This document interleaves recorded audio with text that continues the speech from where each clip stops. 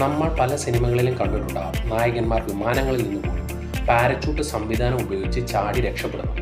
പക്ഷേ എന്തുകൊണ്ടാവാം ഒരു യഥാർത്ഥ യാത്രാ വിമാനത്തിൽ യാത്രക്കാർക്ക് പാരച്യൂട്ട് നൽകാത്തത്? നമുക്ക് നോക്കിയാലോ.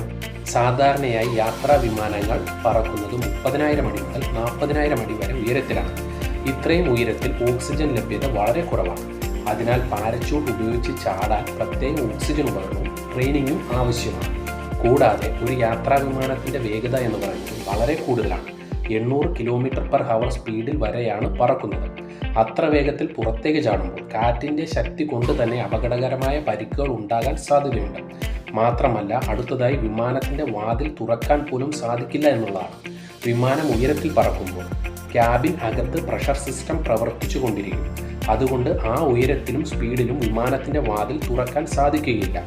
മറ്റ് കാരണങ്ങൾ എന്ന് പറയുന്നത് വിമാനത്തിലെ യാത്രക്കാർ എല്ലാം തന്നെ പല ഏജ് കാറ്റഗറിയിൽ ഉള്ളവരാണ്. കുട്ടികളും പ്രായമായവരും ഉൾപ്പെടെ ഒരു വിമാനത്തിൽ ഏകദേശം 200 മുതൽ 300 യാത്രക്കാർ വരെ ഉണ്ടായേക്കാം. എല്ലാവരും പാരച്യൂട്ട് കൊടുക്കുന്നതും അവരെ ക്രമമായി പുറത്തേക്ക് ചാടിക്കുന്നതും പ്രായോഗികമായി സാധിക്കുന്ന കാര്യമല്ല. പോരാത്തതിന് പാരച്യൂട്ട് ഉപയോഗിക്കുന്നതിന് ലളിതമായ കാര്യമല്ല. അതിന് പ്രത്യേക പരിശീലനം ആവശ്യം. അതുകൊണ്ടാണ് യാത്രാ വിമാനങ്ങളിൽ പാരച്യൂട്ട് നൽകാത്തത്. പകരം വിമാനങ്ങൾ വളരെ സുരക്ഷാ സംവിധാനങ്ങളോടുകൂടിയാണ് നിർമ്മിച്ചിരിക്കുന്നത്. അതുകൊണ്ട് വിമാനയാത്ര ലോകത്തിലെ ഏറ്റവും സുരക്ഷിതമായ യാത്രാ മാർഗങ്ങളിൽ ഒന്നായി കണക്കാക്കപ്പെടുന്നു.